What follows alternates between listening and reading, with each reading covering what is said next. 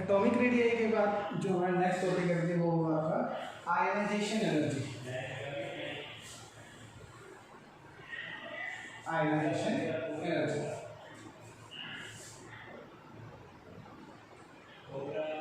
ये सब टॉपिक आपने प्लस वन में पढ़े। क्या होता है ये ionisation energy? The energy required to eject the outermost electron from the energy required to the eject the outermost electron। अब क्या रहेगा इसके मतलब से कहते हैं आपको किसी भी एलिमेंट का लास्ट इलेक्ट्रॉन निकालना है। जैसे सपोज करो आपकी नाइट्रोजन कॉन्फ़िगरेशन कितनी है 1s2 2s2 और 2p3। 2p3 की कॉन्फ़िगरेशन क्या होगी ये वाली। ये कहते हैं आपको ना नाइट्रोजन का लास्ट इलेक्ट्रॉन निकालना है, ये वाला निकाल दो जी। कहते हैं इस इलेक्ट्रॉन को निकालने के लिए कोई ना कोई एनर्जी तो जरूर लगाएंगे, क्योंकि इलेक्ट्रॉन अपने जो एलिमेंट है वो अपना इलेक्ट्रॉन इतना जल्दी नहीं देगा। कहते हैं ठीक है, तो देखा आपको इसमें इलेक्ट्रॉन निकालना है, बताओ आपको कितनी एनर्जी लगेगी। कहते हैं कुछ ना कुछ लगेगी, कुछ भी मान लीजिए, सपोज करो 100 जूल मान लेते हैं एक बार। फिर ऐसे दूसरा फॉस्फोरस भी होगा। फॉस्फोरस का भी क्या होता है 1s2 2s2 2p6 3s2 और 3p3। इसमें भी सेम ऐसे ही होगा, 3 इलेक्ट्रॉन है। लेकिन दोनों में फर्क क्या है, ये 2p3 है और ये 3p3 है, मतलब इसका एक शेल बढ़ जाता है। ये हमने देखा है यहाँ पर, यहाँ देखो ये नाइट्रोजन की एटॉमिक रेडियस यहाँ तक ही है और फॉस्फोरस की यहाँ तक। देखो दोनों में डिस्टेंस इसका ज़्यादा है। ये नाइट्रोजन का इलेक्ट्रॉन न्यूक्लियस के ज़्यादा पास है, न्यूक्लियस के ज़्यादा पास है तो डिस्टेंस कम है न्यूक्लियस और इलेक्ट्रॉन के बीच में, नाइट्रोजन इलेक्ट्रॉन के बीच में। तो डिस्टेंस कम होने से चार्ज जो होगा वो ज़्यादा अपने को अट्रैक्ट करेगा, कि नेगेटिव और पॉजिटिव अट्रैक्ट करेंगे। लेकिन फॉस्फोरस के केस में देखोगे कि आपके पास जो फॉस्फोरस का इलेक्ट्रॉन है और न्यूक्लियस के बीच के इलेक्ट्रॉन की डिस्टेंस ज़्यादा है, और हमें पता है अपोजिट चार्जेस जितने ज़्यादा दूर होंगे अट्रैक्शन कम होगी, अगर अपोजिट चार्जेस कम है तो अट्रैक्शन ज़्यादा होगी। तो इस केस में हम बोलेंगे नाइट्रोजन के इलेक्ट्रॉन की और न्यूक्लियस के बीच में अट्रैक्शन ज़्यादा है एज कंपेयर इसके फॉस्फोरस के। तो ये बात आप समझ गए कि इलेक्ट्रॉन जो नाइट्रोजन का इलेक्ट्रॉन है उसकी अट्रैक्शन ज़्यादा है न्यूक्लियस से, तो जिसकी अट्रैक्शन ज़्यादा होगी उससे इलेक्ट्रॉन निकालना तो मुश्किल होगा, क्योंकि यहाँ पर अट्रैक्शन कम है, ये इलेक्ट्रॉन निकालना ईजी है। नाइट्रोजन का इलेक्ट्रॉन पास में अट्रैक्शन ज़्यादा है तो इलेक्ट्रॉन निकालना मुश्किल है। तो जितना ज़्यादा दूर जाते जाओगे जो लास्ट इलेक्ट्रॉन की जो अट्रैक्शन है वो न्यूक्लियस से बहुत दूर होती चली जाएगी डिस्टेंस, और जितना डिस्टेंस दूर होता चला जाएगा, ज़्यादा होता चला जाएगा, ये इलेक्ट्रॉन की अट्रैक्शन भी तो कम होती चली जाएगी। तो मैं ये बोल सकता हूँ कि नाइट्रोजन के इलेक्ट्रॉन की डिस्टेंस कम है तो अट्रैक्शन सबसे ज़्यादा, और हम जैसे जैसे नीचे जाएंगे तो अट्रैक्शन क्या होती चली जाएगी, कम होती चली जाएगी। और आपको पता है बहुत अच्छे से जब इसकी अट्रैक्शन ज़्यादा तो इलेक्ट्रॉन निकालने में ज़्यादा मेहनत लगेगी, ज़्यादा एनर्जी की जरूरत होगी, और जैसे जैसे मैं नीचे चलता जाऊंगा तो अट्रैक्शन क्या होगी, कम होती चली जाएगी। तो मान लीजिए इसमें हमें 100 जूल ऑफ एनर्जी चाहिए, तो इसमें कितनी चाहिए 90 मान लीजिए, इसमें 80 जूल एनर्जी 70 जूल एनर्जी और 60 जूल एनर्जी हमें फिर लेट किया है। तो कहते हैं जैसे जैसे आपका साइज नंबर ऑफ साइज क्या होगा इंक्रीज होगा, वैसे वैसे डिस्टेंस भी दूर होता चला जाएगा। जितना ज़्यादा डिस्टेंस होगा अट्रैक्शन जितना होगा उतना ही कम होता चला जाएगा, जितना अट्रैक्शन कम होगा इलेक्ट्रॉन निकालना उतना ही क्या होता है इजी। जैसे जैसे आप नीचे जाएंगे तो आयनाइजेशन एनर्जी क्या हो रही है, एक पैटर्न फॉलो करो तो बोलेंगे ionisation energy down the group क्या होती है, डिक्रीज होगी। Down the group ionisation energy क्या होती है, डिक्रीज होती है। क्यों होती है आप बोलेंगे, नंबर ऑफ साइज इंक्रीज करता है, नंबर ऑफ साइज इंक्रीज करने से क्या होगा, डिस्टेंस बढ़ेगा, डिस्टेंस बढ़ने से लास्ट इलेक्ट्रॉन और न्यूक्लियस के बीच में अट्रैक्शन क्या हो जाता है, कम हो जाता है। जितना कम अट्रैक्शन होगा उतना ही क्या होगा, इलेक्ट्रॉन निकालना इजी होगा, और जितना जल्दी इलेक्ट्रॉन निकलेगा आपको उतनी कम मेहनत करनी पड़ेगी। कम मेहनत करनी पड़ेगी मतलब क्या होगा, आपकी आयनाइजेशन एनर्जी उस लास्ट इलेक्ट्रॉन को निकालने के लिए कम होगी। ठीक है, तो ये बोलेंगे कि आपके पास जैसे जैसे आप डाउन द ग्रुप जाएंगे आयनाइजेशन एनर्जी कम होती चली जाएगी। बोलो ये बात ठीक है, तो मैं बोलूंगा as we move down the group ionisation energy decreases. बोलो जी क्या बात ठीक है, तो आयनाइजेशन एनर्जी का ट्रेंड क्या होगा, आयनाइजेशन एनर्जी का ट्रेंड होगा, सबसे ज्यादा एनर्जी किसकी होती है? नाइट्रोजन की, फिर किसकी होगी? फास्फोरस की, उससे कम आर्सेनिक, उससे कम एंटीमनी और उससे कम बिस्मथ। आयनाइजेशन एनर्जी के लिए ट्रेंड ये होगा। और एटॉमिक रेडियाई के लिए ट्रेंड क्या तैयार करो? एटॉमिक साइज के लिए बोल दो, चाहे नाइट्रोजन का साइज सबसे छोटा, फास्फोरस का उससे ज्यादा, आर्सेनिक, एंटीमनी और बिस्मथ, ये ट्रेंड होता है। Nitrogen, phosphorus, arsenic, antimony, bismuth. आप इसके ट्रेंड को कंपेयर कीजिए, ये ट्रेंड एक दूसरे के बिल्कुल अपोजिट होंगे। तो क्या इन दोनों का कंक्लूजन में एक बात लिख सकता हूं मैं? क्या करें? Atomic size inversely proportional to the ionization energy. Atomic size inversely proportional to the ionization energy. जितना ज्यादा बड़ा साइज होगा आयनाइजेशन एनर्जी उतनी कम होगी, जितना साइज छोटा होगा आयनाइजेशन एनर्जी क्या होगी? ज्यादा होगी। तो इसको पूरे पैटर्न को मैं इस फॉलो करूंगा कि आपके पास एटॉमिक साइज और आयनाइजेशन एनर्जी क्या होती है? एक दूसरे के इनवर्सनली प्रोपोर्शनल होता है। ये लाइन याद रखेंगे तो आपको दोनों टॉपिक बहुत अच्छे से समझ में आएंगे कि एटॉमिक साइज और आयनाइजेशन एनर्जी का क्या मतलब होता है और उन दोनों में आपस में क्या फैक्टर्स फॉलो करते हैं। दोनों चीज की बात समझ में आती है ना? फिर आगे नेक्स्ट टॉपिक पे चलते रहते हैं हम। इसका नेक्स्ट टॉपिक है electronegativity.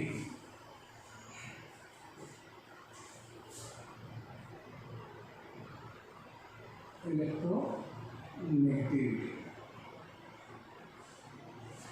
Nitrogen, phosphorus, arsenic, antimony, क्या होता है? ये भी बहुत इंपॉर्टेंट टॉपिक है ये आपका। इलेक्ट्रोनेगेटिविटी क्या होती है? इलेक्ट्रोनेगेटिविटी का मतलब बोल रहे हो क्या होता है? कि इलेक्ट्रोनेगेटिविटी का मतलब ये होता है कि कोई भी एलिमेंट ऐसा है जो क्या करे? इलेक्ट्रॉन अपनी तरफ अट्रैक्ट करवा ले, ठीक है, और खुद के ऊपर कौन सा चार्ज आ जाए? नेगेटिव। मेटल क्या होते थे? मेटल हमेशा अपना इलेक्ट्रॉन देता है, लॉस करता है, और उससे खुद पे कौन सा चार्ज आएगा? पॉजिटिव। तो ये तो मेटल हो गया जो अपने इलेक्ट्रॉन लॉस करता है। नॉन मेटल क्या करते हैं? अपना इलेक्ट्रॉन क्या करता है? किसी और का इलेक्ट्रॉन, शेयरिंग इलेक्ट्रॉन क्या करेगा? अपने पास गेन कर लेता है, किसी और का इलेक्ट्रॉन क्या कर लेगा? गेन कर लेगा। जैसे ही गेन करेगा दूसरे का इलेक्ट्रॉन, अपने इलेक्ट्रॉन में क्या हो जाएगा? नंबर ऑफ इलेक्ट्रॉन इंक्रीज कर जाएंगे। जब नंबर ऑफ इलेक्ट्रॉन इंक्रीज कर जाएंगे तो उस पर चार्ज कौन सा आएगा? उस पर चार्ज आएगा आपके पास नेगेटिव। तो ऐसे एलिमेंट जिनके ऊपर चार्ज नेगेटिव आता है उनकी प्रॉपर्टी को अपन क्या बोलेंगे? इलेक्ट्रोनेगेटिविटी। क्या बोलेंगे? इलेक्ट्रोनेगेटिविटी। और उस एलिमेंट को क्या बोलेंगे? Electronegative element. ध्यान से समझना जी, टॉपिक ये बहुत इंपॉर्टेंट चैप्टर है आपके कंपटीशन एग्जाम से भी और सीबीएसई से भी। तो इलेक्ट्रोनेगेटिव एलिमेंट कौन होता है? आप बोलेंगे कि वो एलिमेंट जो इलेक्ट्रॉन गेन करते हैं, शेयरिंग ऑफ इलेक्ट्रॉन भी गेन कर लेते हैं। जैसे सपोज करो आपके पास HCl होता है, हमें पता है HCl क्या होता है? शेयरिंग से बनता है। क्लोरीन क्या करेगी? ये हाइड्रोजन का इलेक्ट्रॉन, ये क्लोरीन का इलेक्ट्रॉन, दोनों शेयरिंग करके बॉन्ड बनाते थे ना। लेकिन अब ये क्या करता है कि क्लोरीन इस हाइड्रोजन का इलेक्ट्रॉन भी अपनी तरफ खींच के ले जाता है।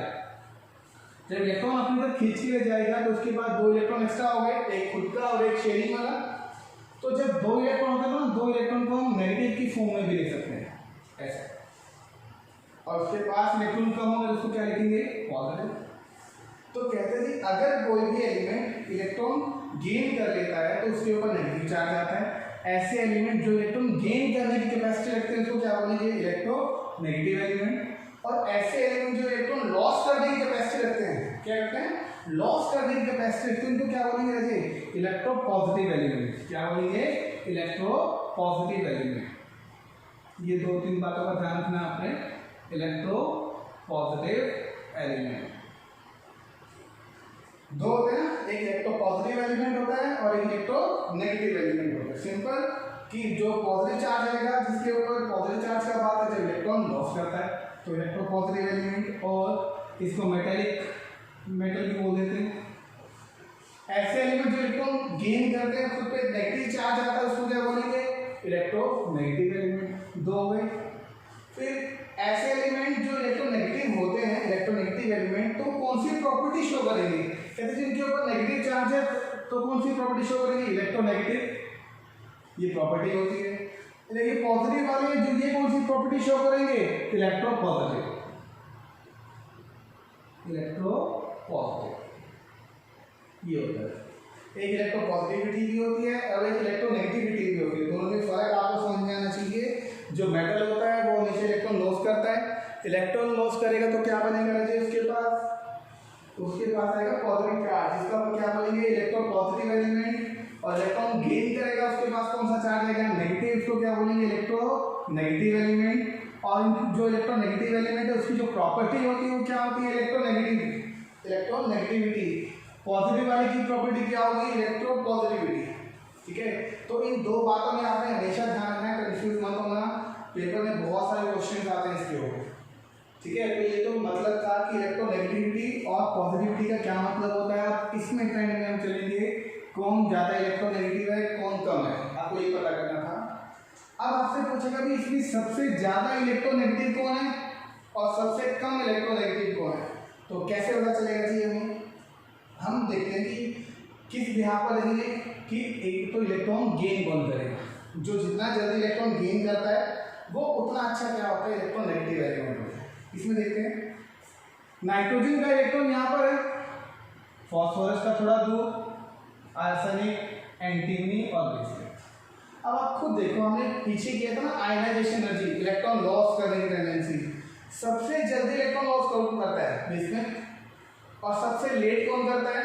नाइट्रोजन। इसमें मैं ये भी बोल सकता हूँ जिसका साइज छोटा होता है, स्मॉल साइज, उसके इलेक्ट्रॉन लॉस करने की टेंडेंसी क्या होती है? कम। वो अपना इलेक्ट्रॉन जल्दी से लॉस नहीं करता। ध्यान से समझना, कंपेयर करना इस चीज को। वो अपना इलेक्ट्रॉन जल्दी से लॉस नहीं करेगा। तो मैं क्या ये भी कह सकता हूँ जब अगला लॉस नहीं करेगा ना तो इलेक्ट्रॉन क्या करेगा? गेन करने की उसकी टेंडेंसी क्या होती है? ज्यादा होती है। उसके इलेक्ट्रॉन गेन करने की टेंडेंसी क्या होती है? ज्यादा होती है। जब वो लॉस नहीं करेगा क्या करेगा? गेन करेगा, कुछ तो करेगा ना। तो कहते हैं ये नाइट्रोजन जिसका साइज छोटा होता है ना, ये इलेक्ट्रॉन है यहाँ पे डिस्टेंस कम है, तो कहता है कि मैं इलेक्ट्रॉन लॉस नहीं करूंगा बल्कि किसी और का इलेक्ट्रॉन अपने अंदर खींच के ले आऊंगा। ठीक है, अगर आप किसी और का इलेक्ट्रॉन अपने अंदर खींच के लेके आ रहे हो तो आपके शेल्फ में एक इलेक्ट्रॉन बढ़ गया। जब एक इलेक्ट्रॉन बढ़ गया तो आपके ऊपर कौन सा चार्ज आया? नेगेटिव। तो उस प्रॉपर्टी क्या बनी उसकी? इलेक्ट्रोनेगेटिव। तो ये बोलेंगे ना जितना साइज छोटा होगा इलेक्ट्रॉन लॉस करने की टेंडेंसी कम होती है पर इलेक्ट्रॉन गेन करने की टेंडेंसी क्या होती है? ज्यादा होती है। जितनी ज्यादा इलेक्ट्रॉन गेन करने की टेंडेंसी होगी वो उतना ही अच्छा क्या होगा? नॉन मेटल होगा। और नॉन मेटल होगा तो उसकी इलेक्ट्रोनेगेटिविटी भी क्या होगी? ज्यादा। ठीक है, तो मैं इसमें ये बोलूंगा नाइट्रोजन की इलेक्ट्रोनेगेटिविटी सबसे ज्यादा हाई, फिर नीचे जाएंगे तो क्या होगा? लो, लोअर, लोअर और लोएस्ट। कैसे बोल सकते हैं? जितना साइज छोटा होता है इलेक्ट्रोनेगेटिविटी ज्यादा होती है, जितना साइज बड़ा होता चला जाएगा इलेक्ट्रॉन लॉस करने की टेंडेंसी बढ़ती जाएगी। ठीक है, ये बोल सकता हूं। देखो नाइट्रोजन का साइज छोटा है तो इलेक्ट्रॉन गेन करने की टेंडेंसी ज्यादा। फास्फोरस हुआ, फास्फोरस का साइज थोड़ा बढ़ गया, साइज बढ़ गया तो हम बोलेंगे अब इसके पास इलेक्ट्रॉन गेन करने की टेंडेंसी थोड़ी सी नाइट्रोजन की कंपैरेटिवली कम हो गई है।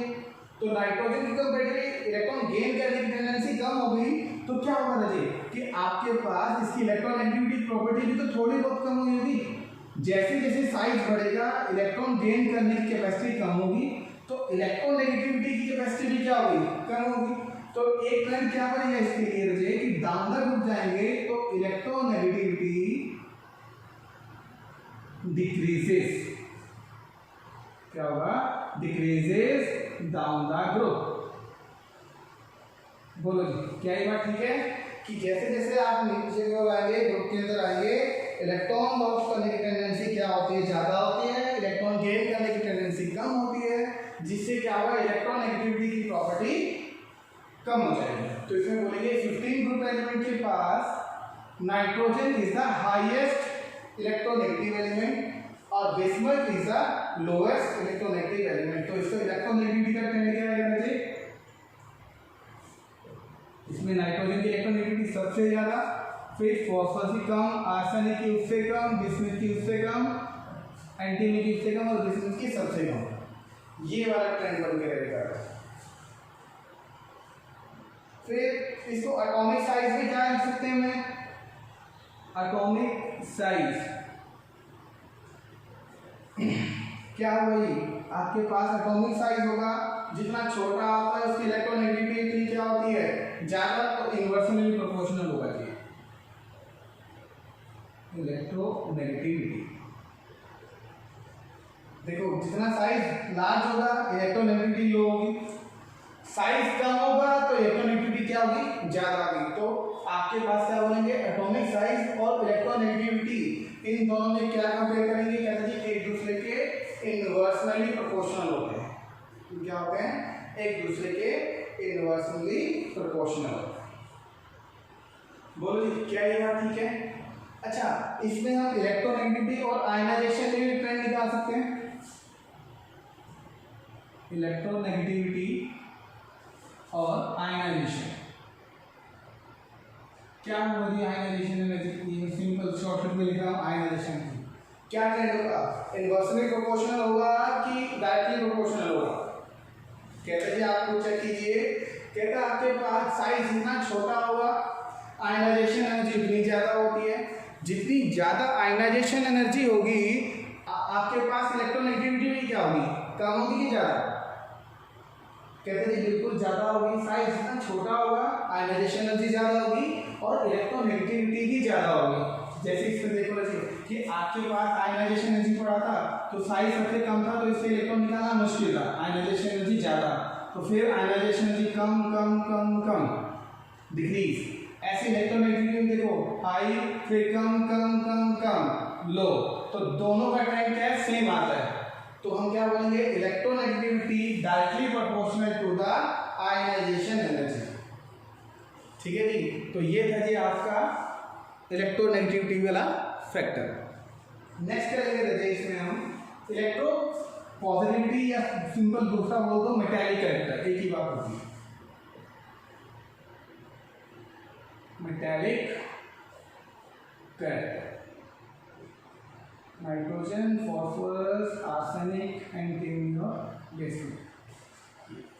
कहते थे मुझे इसके अंदर मेटालिक कैरेक्टर बताओ, किसमें ज्यादा होंगे किसमें कम होंगे नहीं होंगे कैसे होंगे वो बताओ। तो कैसे बताएंगे, कहते थे आपके पास सबसे पहले मेटालिक कैरेक्टर बताना है तो उसकी डेफिनेशन पता होना चाहिए कि मेटालिक कैरेक्टर होता क्या होता है कि ये दो substance which can donate the electron easily is known as a metal. जो सब्सटेंस जितना जल्दी आपको इलेक्ट्रॉन क्या करेगा लॉस करके देगा ना वो उतने अच्छा मेटल होते हैं। ठीक है जी, तो अभी हमने थोड़ी देर पहले देखा कि नाइट्रोजन तो इलेक्ट्रॉन लॉस करता ही नहीं है, वो तो बल्कि इलेक्ट्रॉन गेन करता है, तो यानी कि उसके अंदर तो नॉन मेटालिक कैरेक्टर ज्यादा है। तो नॉन मेटालिक कैरेक्टर ज्यादा है तो इसके मेटालिक कैरेक्टर क्या है सबसे कम।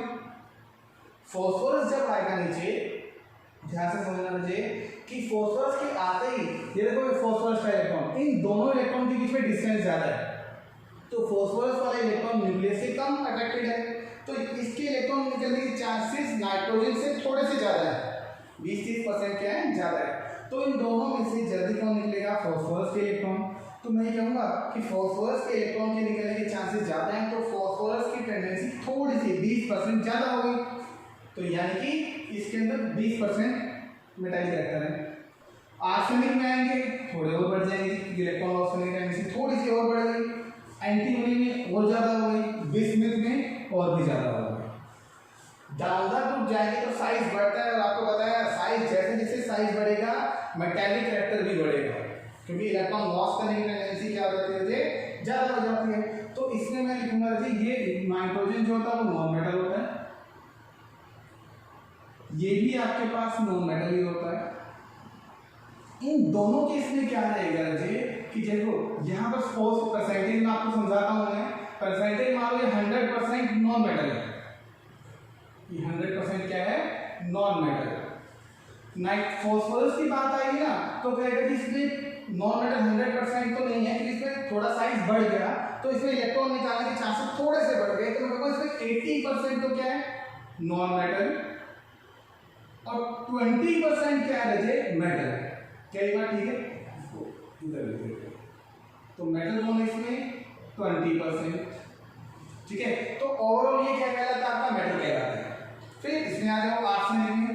आर्सेनिक में कोई मेटल की प्रॉपर्टी बढ़ गई तो कहते हैं इसमें 40% तो आपका मेटल है और 60% क्या है आपका नॉन मेटल। ऐसे इसमें ये 50-50% ही होते हैं दोनों इसके अंदर।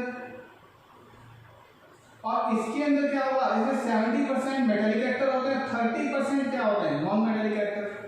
ट्रेंड को थोड़ा समझो जी। हमने देखा कि ऊपर हमेशा नॉन मेटालिक कैरेक्टर ज्यादा होते हैं, नीचे आएंगे तो देखो नॉन मेटल का परसेंटेज कम हो रहा है, तो यानी नॉन मेटालिक कैरेक्टर कम हो रहे हैं। और हमें पता है साइज जैसे जैसे बढ़ेगा मेटालिक कैरेक्टर क्या करते हैं, इंक्रीज करते हैं। मेटालिक कैरेक्टर इंक्रीज करते हैं तो मेटालिक कैरेक्टर के परसेंटेज बढ़ रहे हैं। ऊपर 0% था, 20, 40, 50, 70, तो नंबर ऑफ मेटालिक कैरेक्टर क्या हो गए यहाँ पर इंक्रीज कर रहे हैं। जैसे number of metallic character increase करेंगे तो क्या होगा, कहते हैं आपके पास देखो इन दोनों में याद करो 60, 40, 50, 50 ये मेटलॉइड्स होते हैं। मेटलॉइड्स कौन से हैं, पढ़ा ना 10th क्लास में कि आपके पास वो सब्सटेंस जिसमें मेटल और नॉन मेटल दोनों के कैरेक्टर होते हैं, दोनों के कैरेक्टर शो होते हैं। और ये क्या होता है आपका मेटल होता है, तो इसमें मेटल के कैरेक्टर ज्यादा होते हैं, ठीक है। तो ऐसे आप किसी का भी मेटालिक प्रॉपर्टी फाइंड आउट कर सकते हो। इसका ट्रेंड बनाना चाहो तो क्या बनेगा, अगर मैं मेटालिक कैरेक्टर की अकॉर्डिंग बोलूं कि डाउन द ग्रुप जाएंगे तो मेटालिक प्रॉपर्टी क्या हो रही है, देखो नॉन मेटल मेटलॉइड मेटल, यानी कि यहाँ नॉन मेटल कैरेक्टर ज्यादा है, मेटल कैरेक्टर कम, मेटल कैरेक्टर थोड़े बड़े बड़े बड़े बड़े, तो इसमें बोलेंगे कि metallic character increases down the group, metallic character increases down the group. बोलो जी, यहाँ तक आपके पास मेटालिक कैरेक्टर की प्रॉपर्टी कंप्लीट होती है।